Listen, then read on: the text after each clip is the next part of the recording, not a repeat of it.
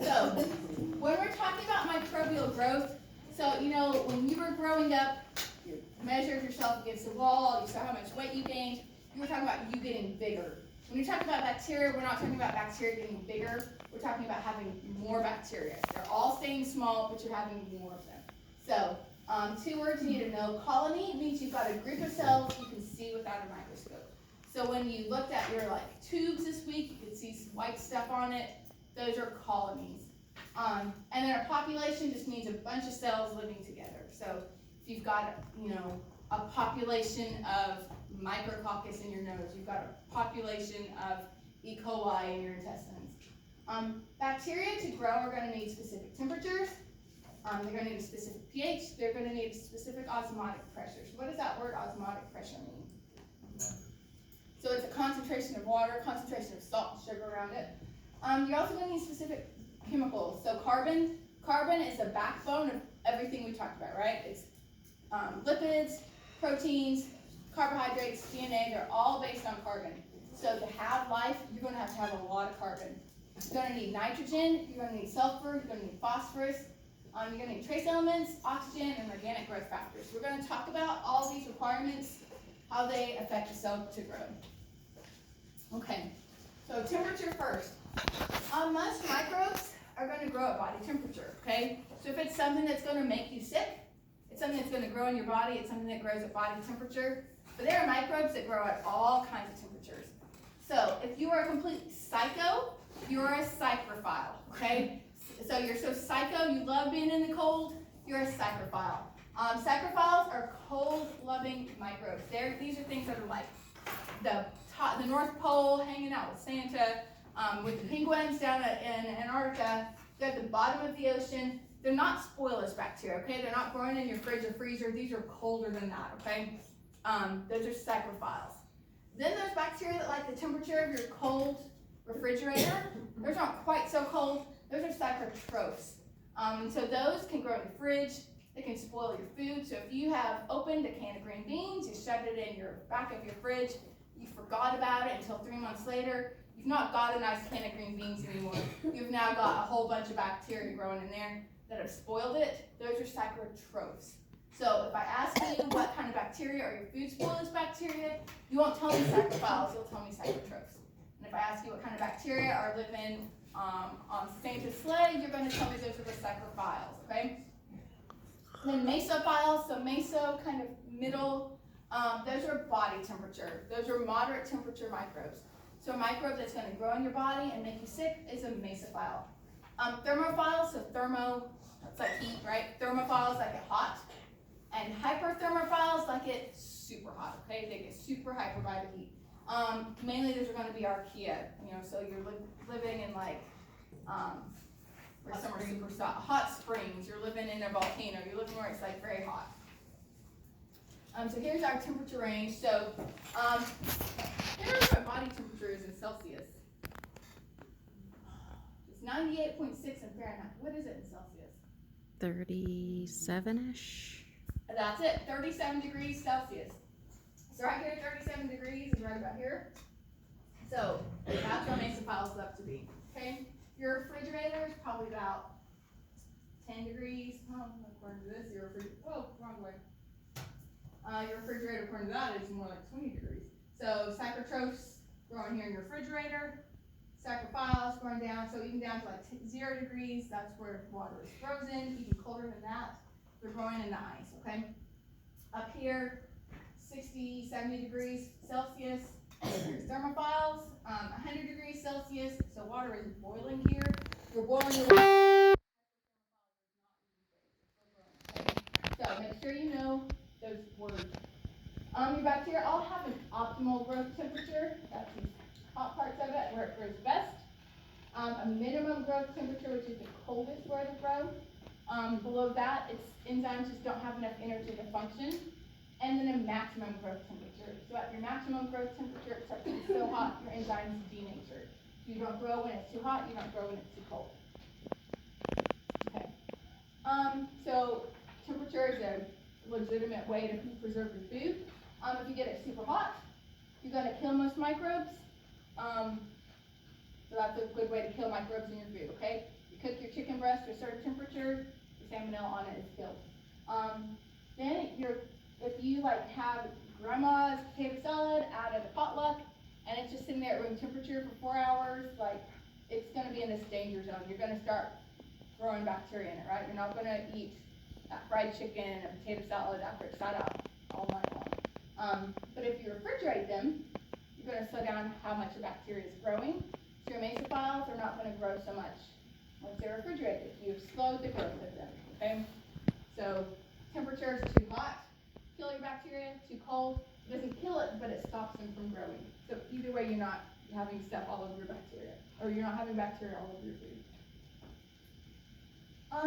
pH is a way, pH is important for bacteria. Most bacteria are going to grow between 6.5 and 7.5. So on the acid-base scale, where does 6.5 and 7.5, where does that fall? Pretty neutral, okay? So bacteria are pretty much like a neutral, mostly like a neutral pH. Molds and yeast like it a little bit acidic, so 5 to 6. There are acidophiles. There's another word to know. Acidophiles are bacteria that like to grow where it's acidic. Okay, so like pH 4. So there's stuff that can grow in your stomach, even though your stomach is acidic. And so acid is a good way to preserve food, right? So if you buy pickles or if you buy tomato sauce, right? It's acidic food, so you don't have a lot of stuff growing. Being too basic, being too alkaline is also going to inhibit bacteria growth. But alkaline stuff tastes really nasty, so we don't use alkaline stuff to preserve foods. Osmotic pressure is a way to inhibit growth of stuff. So that means if you have something hypertonic, you've increased the salt or sugar, and that water in the cell is going to rush out. You're going to have plasmolysis. So most things aren't going to grow where there's lots of salt or sugar in it.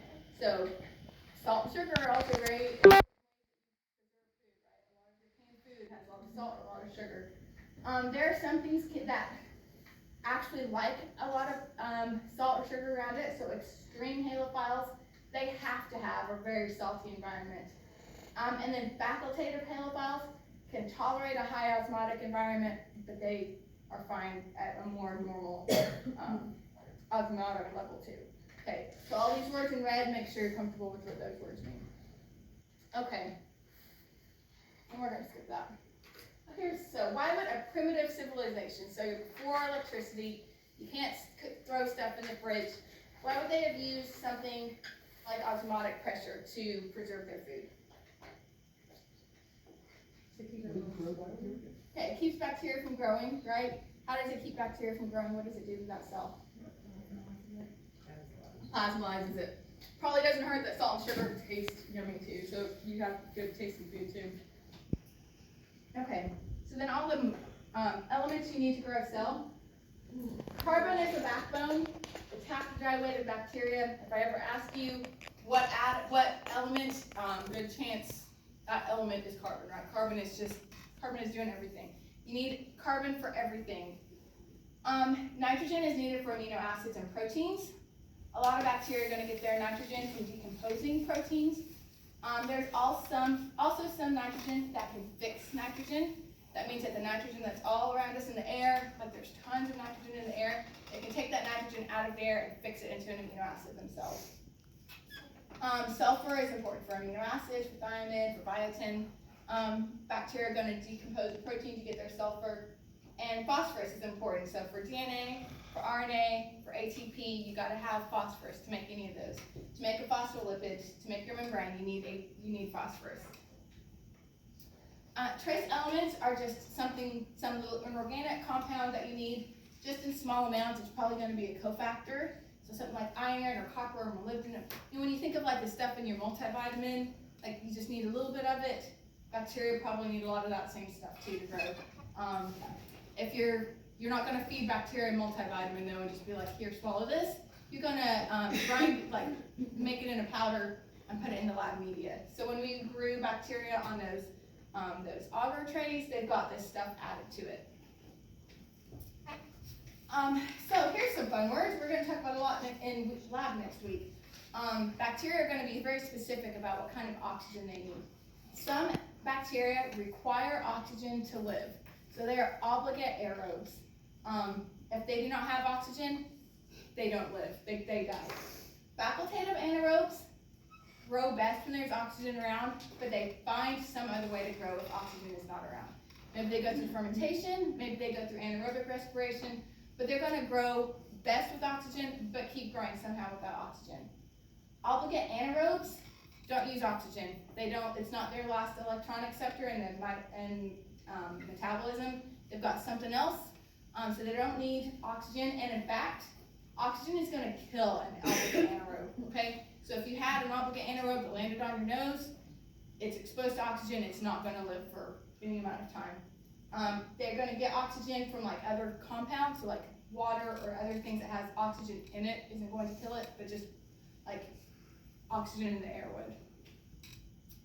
What oxygen does is it can make there's poisonous forms of oxygen, okay? Oxygen is pretty reactive. It can make a free radical, it can have a charge to it, and that is going to be like, I can't think of a word, like a zombie in your cell, okay? It's gonna come and just grab and react with anything. It's gonna come react with DNA, it's gonna come react, it doesn't care what it's gonna do, it is on a rampage and it is going to get whatever it can get. So if your body, so like people, we need oxygen, we don't wanna be killed by oxygen, so we're gonna make things like superoxide dismutase, we're gonna make catalase and peroxidase. So those things are gonna find these poisonous forms of oxygen and just turn it into water, oxygen, keep your body functioning using oxygen, okay? If you don't have superoxide dismutase, if you don't have catalase or peroxidase, you're gonna just build up that toxic oxygen. You can't process it into water, you can't process it back into oxygen, and oxygen is going to kill you, okay? So if we are aerobic, we have these things. Things that are obligate anaerobe do not have those things. So those are important things to know. You are an obligate anaerobe because you don't have superoxide dismutase, because you don't have catalase or peroxidase. So poisonous oxygen is gonna build up and kill you. You can't protect yourself. There are also air-tolerant anaerobes. So air-tolerant anaerobes make something like superoxide dismutase that can neutralize oxygen, so oxygen isn't killing them, but they're not using that oxygen at all. They can survive oxygen, but they're not using it to grow. And then there are microaerophiles. Microaerophiles are aerobic. They need oxygen. They're not going to grow without oxygen, but they can only tolerate it at very small levels. So they would be killed by the level of oxygen in the air. They're going to grow just beneath the surface of the ocean, just beneath the surface of the soil, where there's a little bit of oxygen, but not a lot of oxygen. So if you're growing bacteria in a tube, so you just have a tube of liquid medium, and you shove some bacteria in it, if you have got an obligate aerobe, it's going to have to grow where there's oxygen, right? So your obligate aerobe is only going to grow at the top of your tube. If you got a facultative aerobe, it grows best with oxygen, but it can also grow without it. So you've got a lot of it growing up where there is oxygen, but also some of it growing through the rest of the tube, okay? It's figuring out how to do fermentation, or somehow it's still growing without oxygen, but with oxygen it grows the best. If you've got an obligate anaerobe, it's being killed by oxygen, so anywhere there's oxygen, it's not growing, but it'll grow at the bottom of the tube where there's no oxygen. If you've got an air-tolerant anaerobe, it doesn't care if oxygen is there or not. It grows the same through the whole tube, whether or not oxygen is there or not. And if you've got a microaerophile, it wants a little bit of oxygen, so it's going to grow right here where there's a little bit of oxygen. It can't grow where there's no oxygen, it needs oxygen, but too much oxygen also kills it.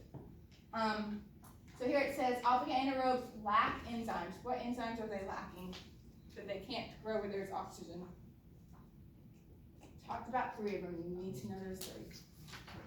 Peroxidase, catalase. One more.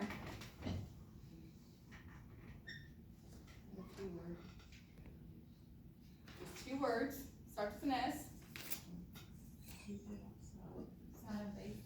Okay, I heard someone say it. Okay, superoxide dismutase, okay? Obligate anaerobes do not have them, so oxygen kills them. We can grow with oxygen, so that means we do or do not have superoxide dismutase in our bodies. we do have superactive dismutase. So we do or don't have catalase and peroxidase in our bodies. Do we have them or not? We have those. We can grow with oxygen. Okay. There are also growth factors from the environment, so something like vitamins, amino acids. You have to have them to grow. Without them, you're not going to grow. Okay. So sulfur, we talked about what sulfur is used for. If we had radioactive sulfur that we're feeding to bacteria, where would that radioactive sulfur be found in a cell? What is sulfur being used for in a cell? What is it being incorporated? We're building it, we're using it to build something. Go back up and look at your, what are we using sulfur for? Amino acids. Amino acids. So you'll find it in your proteins, you'll find it in thiamine and biotin. Okay? Okay. How do you figure out if something is a strict anaerobe? Okay, so you're going to stick it in one of these tubes. If it only grows at the top, it's a strict aerobe. If it only grows at the bottom, it's a strict anaerobe. So you'll figure out what kind of stuff it needs. Okay.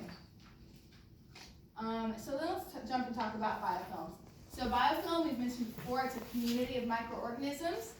Bacteria usually don't live all by themselves. You know, no man is an island. Bacteria go by that creed too. No bacteria is an island. They live together. A slime is kind of a word for what a biofilm is because they've got lots of polysaccharides, DNA, and proteins, kind of slimy, right? So you step on that biofilm on a pond, it's slimy.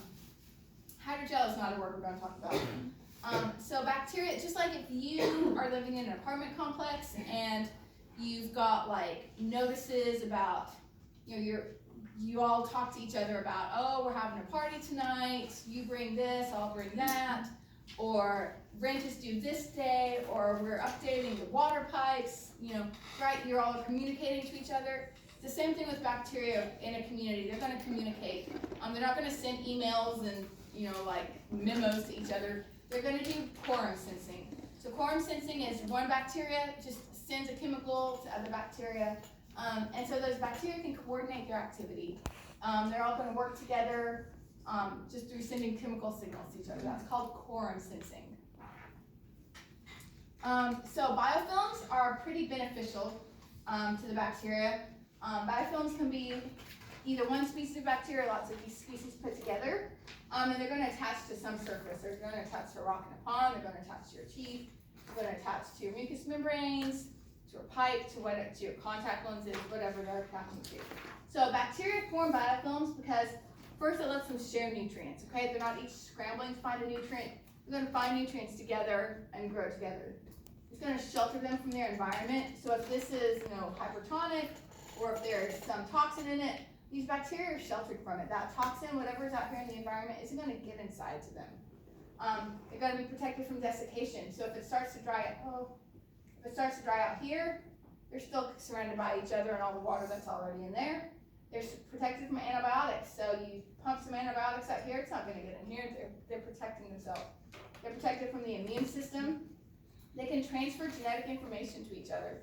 So one of them's got some plasmid that lets it, you know, eat styrofoam or lets it survive an antimicrobial. They're going to pass it around, and suddenly they're all able to eat whatever they're growing on, or they're all able to survive whatever poison is around them. And they're going to be more resistant to microbicides. So it's harder to kill things. So if you know, you've got a patient that's in there that's got a biofilm growing on their catheter or on their heart valve, it's pretty hard to kill that off because they're just protecting themselves against it. Biofilms are going to be found in your digestive system. Like on your mucous membranes, it's great. We've got a nice little symbiotic relationship going there. You don't want it really in a sewage treatment system. It's going to clog the pipe. Here's a big biofilm growing on it. This is plastic here, and you can see it's kind of sticking to that piece of plastic. They're involved in a lot of infections. So catheters, heart valves, contact lenses, dental caries. What is a dental carie? What does that mean? A cavity. They're more resistant to microbicides, so you can't just take a normal round of antibiotics. So if you're working in a medical community, like biofilms are going to be a big part of how you are supposed to handle infections. we're gonna skip that part. So, pure culture, so more words to remember. A colony is a group of bacteria that you can see growing on there. Culture means you have got microbes on a culture medium. So when you have a plate, got bacteria on it, that's a culture. A pure culture means you have a clone of bacteria. You have taken it from one bacteria and grown it all up. It's the same bacteria, copied onto the whole thing. Culture media is like the agar, whatever kind of food it's growing on. Inoculum, so when we made our plates, you took a sample off of your tube and then inoculated it onto a plate. That was your inoculum. That bacteria that you used to spread onto your plate. Streak plate method is how you're going to isolate a culture. It's what we did in lab. So you took a sample, zigged it across, you flamed your loop, you diluted it down, you flamed your loop and diluted it across again. So next week we should see a bunch of individual colonies. Those individual colonies hypothetically arose from one bacteria to make each colony. So you know each of those dots would be a pure culture. You could then take one culture, one dot off of that, and grow it onto a new plate, and you'd know they would all be exactly the same because they all came from the one bacteria. So this is what it should look like next week. That first streak you made, got lots of bacteria growing, but as you thinned it out, you've got some streaks, you start to get colonies, and then that third streak, it's all just individual colonies. Okay, so this was one bacteria, this was one bacteria, this was one bacteria that just kept growing until it was enough to see it. These are words that are going to be on your quiz next week.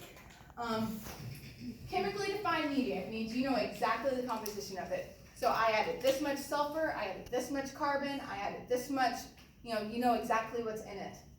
A complex media means you don't know exactly the components of it. So I took some kelp and ground it up, some blood, agar, I took something and ground it up. I know it's got everything I need in there, but I can't tell you exactly how much carbon was in that kelp. I can't tell you exactly how much sulfur or phosphorus was in that kelp. I just know it's got everything that my bacteria need. A reducing medium, so we talked about oxidation and reduction. This reducing is completely a different definition. This reducing media is going to reduce the amount of oxygen there. So reducing media is how you're going to grow anaerobic microbes. So they can't grow with oxygen, you're going to have to grow them without oxygen. You're going to use anaerobic media. Selective media means you are going to suppress bacteria that you don't want. So it's only going to allow certain types of bacteria to grow. So maybe you've got a selective media that only lets gram-positive bacteria grow, or selective media that only lets halotolerant bacteria grow. Okay? It selects for what kind of bacteria you want. Differential media is going to make things change color. So here you've got bacteria growing, they're red or they're yellow. That's differential. It makes things look different. Okay, that root word there is different. So your desired species is going to look different. So you'll say, aha, it turned yellow. That's my Staph aureus. Or it did not turn yellow. It's not my Staph aureus. So make sure you understand. Selective, differential, reducing, complex, chemically defined. I'll ask you on your quiz next week. I have media that is, for growing anaerobes, or I have bacteria, I have media that only grows a certain type of bacteria, or I have media that I know it's got everything I need, but I don't know exactly what it has. You're going to tell me what kind of media it is, okay? If you want to preserve a bacterial culture, sometimes you don't want to just kill off bacteria, you want to save it so you can do the lab next week. So you can refrigerate things. You stick something in a refrigerator, it's short term, it's going to just save your bacteria for a few days. You can deep freeze them, which will save them for a little bit longer term. You can dry it out and freeze it. You can freeze dry it, and that'll let you keep it for like years. Just keep it in a tube in a deep freezer. When you're ready to use it, you pull it out, soak it up with water, you're back living bacteria. Here is an anaerobic culture. So if it takes out the oxygen, what kind of media is that? That's reducing. And so it's gonna take out the oxygen, you're gonna be able to grow your anaerobic bacteria. There's our anaerobic plate. Long way. So we've talked about biosafety levels a little bit. So if you've got a different kind of bacteria that's a little bit more dangerous, it's gonna grow, you're gonna need special stuff to do it. So Biosafety level 1 means you don't really have to take any special precautions. Like you could just go in there, bare hands, whatever, like don't lick it, but you're gonna be fine. Biosafety level 2, you're gonna need to wear lab coats, gloves, you're gonna wear some form of eye protection. Biosafety level 3 means you're gonna have something like this hood. So we've got a hood in our lab even. The hood is gonna just pull everything out of the air, so you're not releasing stuff through the air. Biosafety level 4 is like hot zone, like you're making a movie out of what you're doing because this is like an epidemic if it gets out. You're covered, like they're covered head to toe with something. So they're filtering the air, they're not like coming anywhere near anything. So those are our biosafety levels. So what lab is our lab? Knowing the kinds of precautions we take. Are we 1, 2, 3, or 4? 2. So we're at level 2. Okay, so here's a little thought experiment. So if we have, could you make a chemically defined media for humans to survive on? Theoretically, under lab conditions, not maybe ethically, not maybe pleasantly, but theoretically, could you make, so how would you make what would that mean? What would you do for that? You have to have air. Okay, so you'd have media that, you have air in your lab, you've got all the like, You have nutrition. all the vitamins you need, all the calories you need. So just think of all the things you need to eat, put it into a little bag of puppy chow for people, so human chow, and like you could survive on that theoretically, right? Like kind of a nasty way to live. Here's your vitamin and go about your day. But theoretically, you could put everything you need to eat into a little bag of chow for you. Okay, let me talk about that. Okay, so if we have a plate, so if we took those plates you made in lab this week, and if we just left them in the lab and we forgot about it and didn't come back until next year, would those bacteria be growing forever? Like, is there anything that would stop them from growing forever? So eventually they're going to eat up the nutrients, right? So you're not just going to keep growing more and more and more. Eventually you're going to use up the resources and not keep growing. Okay. So again, when we're talking about bacterial growth, you're talking about not making bigger bacteria, but making more bacteria. The way bacteria divide is by binary fission. So one cell splits in half equally into 2. There's also budding. Budding would mean you take a cell and you just kind of start to make a little bud. And that bud just grows bigger until you've got 2 cells, okay? Binary fission means your one cell grows longer until it divides in half, okay? So that's binary fission and budding. Binary fission is most common for our bacteria. Budding is more common for something like yeast. Some bacteria can do budding too, though. So we're going to talk about binary fission. So in binary fission, your cell is going to get a little bit longer. You're going to take your DNA, your nucleoid, and copy it. So you've got 2 sets of DNA.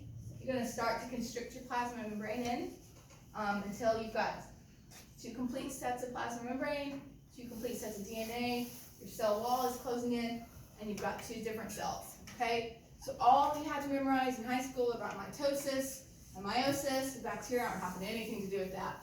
They are copying their DNA, splitting in half, and they are done. The amount of time it takes for a cell to divide is called its generation time. So you go from 1 cell to 2 cells, that's a generation time. 2 cells to 4 cells, that's a generation time. So just like with people, the amount of time it takes to go from you to your parents, from your parents to their parents, if that's a generation, it's the same thing in bacteria. How long it takes for a bacteria to grow. Bacteria usually take about 1 to 3 hours to double in size. So, in the time that we have been sitting here in lecture, the bacteria in the room could have doubled, or doubled and doubled and doubled again. So bacteria can grow pretty fast. It's going to depend on temperature. Different organisms are going to have different rates that they double. And because you're going from 1 to 2 to 4 to 8, you're doubling. So an arithmetic graph just doesn't work for that. It would just be, you'd start off like, you wouldn't even be able to tell there's any change, and then suddenly it just takes off, right? So we don't use arithmetic graphs, we use logarithmic graphs. You don't have to know anything about that math. Just know that it's a logarithmic graph. that is doubling every time, okay? So, wrong way. So, after 0 generations, you have 1 bacteria, okay? After 5 generations, you've doubled 5 times, you have 32. After 20 generations, you have 1,000 or 1,000,000 bacteria. There's just no way to graph that, just pure numbers. So you're graphing the log of them. So that's a logarithmic graph. Okay, so we're talking about binary fission. So the cell elongates, copies its DNA, splits in half. It's something like a beetle multiplied by binary fission. Like, could I just sit here, like, over 3 hours, I have a generation time, and now you have 2 Dr. Hills standing in front of the room. Like, people, it doesn't really work with people that way, right? So binary fission is strictly one-celled organisms. We're not talking about complex things. Okay, bacteria go through 4 phases of growth. So when they are ready to start growing, they're not just gonna just jump into it. They have to kind of get in the mood, okay? So they're gonna wake up and realize, oh, I have food around me. I better start making stuff to digest my food. I better start making stuff to copy my DNA. It's going to take them a while to get used to the idea of multiplying. So that's this lag phase. It's going to just take it a while to be able to start growing. So that lag phase, you're not going to have a lot of cell division. They're preparing to grow. That lag phase can last an hour. It might last several days, depending on what type of bacteria it is, what temperature it is. Then it is ready to go, and it is going to copy itself and copy itself and copy itself. It's going to go through a log phase where there's plenty of food, it's growing and growing and growing, it's multiplying logarithmically. Then it's going to hit its stationary phase. So in its stationary phase, it's started to use up some of its food, but there's still a little bit of food. So not all of the bacteria are having access to food. There's some of them are starting to die, some of them are still getting food and still growing. So how many cells are being made, how many cells are dying, are balancing each other out. And then eventually it's going to eat all the food, or it's going to start making some byproducts that kills itself. You'll have a death phase where bacteria start dying, okay? So here's our logarithmic phase. What's happening in that logarithmic phase? They're getting ready, okay? It's getting in the mood. It can't just go on and on. And then logarithmic, what's happening in that log phase? They're growing. It's multiplying. 1 turns into 2, 2 into 4, 4 into 8, 8 into 16. It's going as fast as it can. And then stationary phase. What happens in that stationary phase?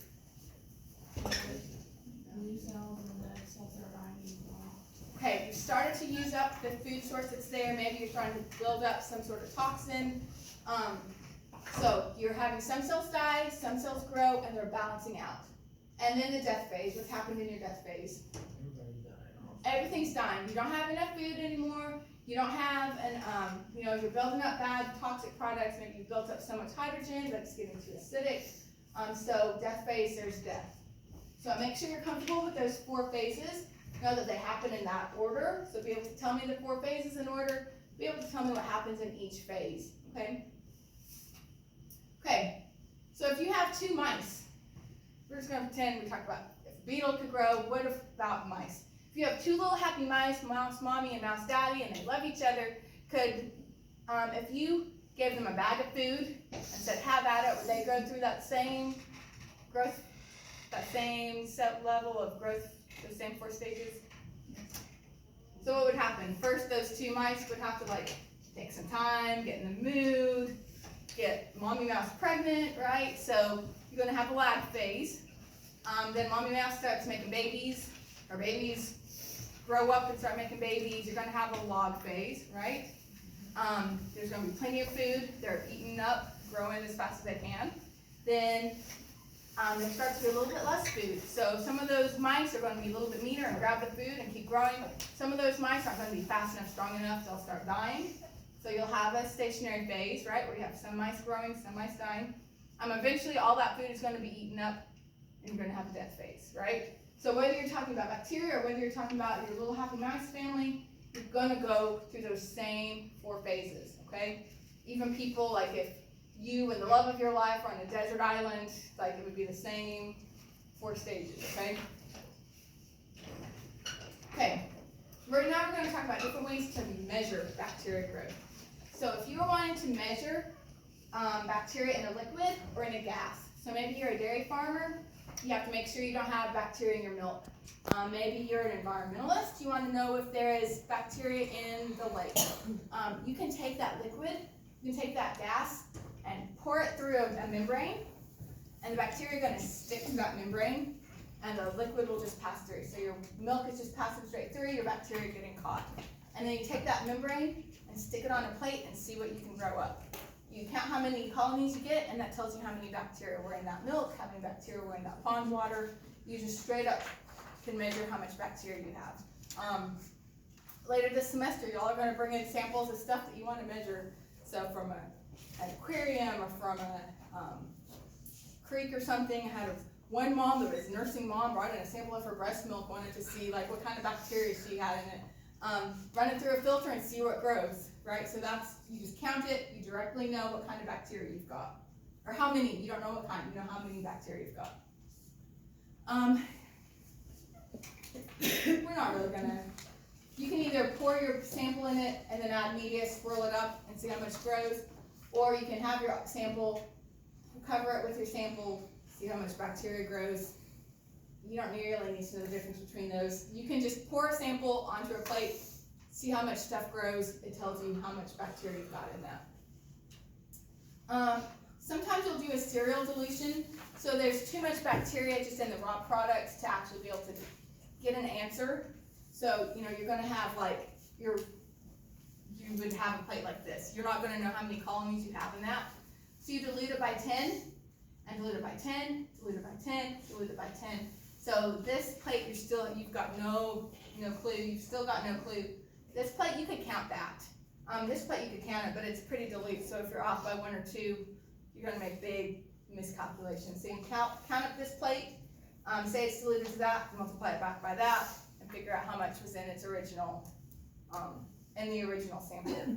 We'll be doing cereal dilutions in lab later this month. So make sure you're comfortable with what is going on with the cereal dilution. How do you calculate back up to what you had to start with? A most probable number method means that you're going to take a bunch of tubes, and you're not going to count how much bacteria is in there, but you're just going to say, I probably got a mix of stuff, and I hope it can do whatever reaction. I'm going to measure some reaction. So I'm going to measure how much it can do photosynthesis, or I'm going to measure how much it can digest lactose. I'm just going to measure something. I'll count how many tubes are positive. So here they turned yellow because they synthesized whatever. And you just count how many turn yellow and figure out, I probably have this number. You just use a chart. You just have a statistical table. We'll be doing that in lab. So we're just going to take some of your lake water, see how much of it can turn tubes yellow doing lactose fermentation, and give you a number. Just look at the table. Direct microscopic count means that you are just pouring a little bit of bacteria onto a slide and counting them. So you're going to look at it under a microscope. Just count how many you have, okay? From that little sample, you're going to estimate how much you have to begin with. You can also measure how much light goes through something. So your sample without any bacteria, light's going to go right through it, right? It's pretty clear. When that bacteria starts growing, it gets cloudy, so light doesn't go through it.